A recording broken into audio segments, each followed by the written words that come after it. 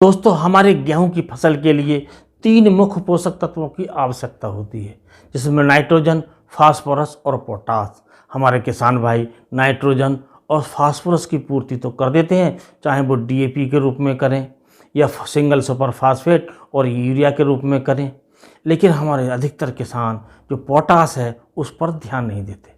तो दोस्तों, हमें पोटास पर पूरा ध्यान देना चाहिए। यदि हम पोटास पर ध्यान देंगे, उसकी पूर्ति करेंगे, तो हमें अपने गेहूं की जो पैदावार है वो बम्पर मिलेगी।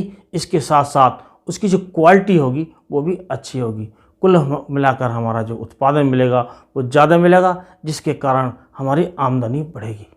तो दोस्तों, शुरू करने से पहले आपसे अनुरोध करेंगे, यदि वीडियो पसंद आए तो आप वीडियो को लाइक करें ना करें, अपने दोस्तों में शेयर अवश्य करें, ताकि हमारे जो दूसरे किसान दोस्त हैं वो इसका फ़ायदा उठा सकें। और दोस्तों, चैनल को सब्सक्राइब कर लें, ताकि आपको इस प्रकार के वीडियो देखने को मिलते रहें और इसकी सूचना आपको समय से मिल जाए। इसके लिए बेल आइकन का बटन भी दबा दें। तो दोस्तों, ये जो पोटास होती है ये हमारे पेड़ पौधों के लिए बहुत ज़रूरी होती है, और इसका जो पता हमारे किसान भाइयों को नहीं चल पाता, क्योंकि इसकी जो पूर्ति नहीं करते हैं तो इस पर जो हरा भरा जो कलर है उस पर कोई ज़्यादा असर नहीं पड़ता है, जिसके कारण हमारे जो किसान भाई हैं इस पर ध्यान नहीं देते हैं। लेकिन दोस्तों, इसकी पूर्ति नहीं करने से हमारी जो पैदावार है 25 से 30% तक कम हो जाती है। तो दोस्तों, इसकी पूर्ति के लिए आपसे हम चर्चा करेंगे। चर्चा में जब हम शुरू में अपनी गेहूं की जो बुवाई करते हैं उस समय हम 12, 32, 16 का इस्तेमाल करते हैं, तो उससे तो हमारे पोटास की पूर्ति हो जाती है। कुछ किसान भाई मिक्सचर का प्रयोग करते हैं, जिसमें यूरिया, फास्फोरस यानी कि सिंगल सुपर फास्फेट और पोटास की पूर्ति करते हैं, यानी कि उसे मिलाकर प्रयोग करते हैं।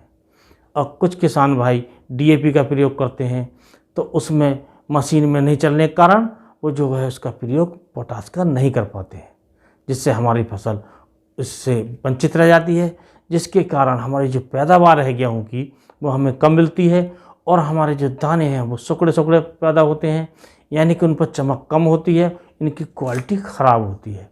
तो दोस्तों, इसका प्रयोग हमें अवश्य करना चाहिए। यदि हमने गेहूं की बुवाई कर दी है और हम उसमें पोटास की पूर्ति नहीं कर पाए हैं, तो हमें अपनी पहली सिंचाई पर जब हम यूरिया देते हैं तो उसमें 25 किलोग्राम प्रति एकड़ के हिसाब से एमओपी जो आती है उसका प्रयोग करना चाहिए। इससे पोटास की पूर्ति हो जाती है।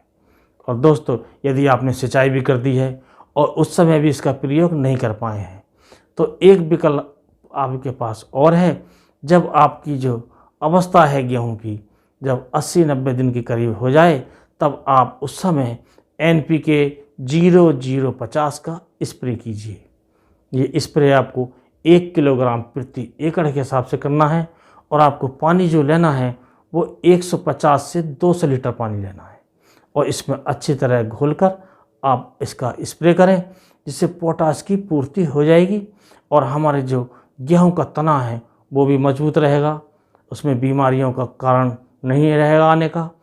और दोस्तों, जब तेज़ हवाएं चलती हैं तब वो पौधा गिरने से बच जाता है, यानी कि हमारा गेहूं गिर नहीं पाता है, जिसके कारण हमारे गेहूं की पैदावार बढ़ जाती है। और दोस्तों, इससे बालियां भी लंबी निकलती हैं और जो दाना है वो मोटा और चमकदार बनता है।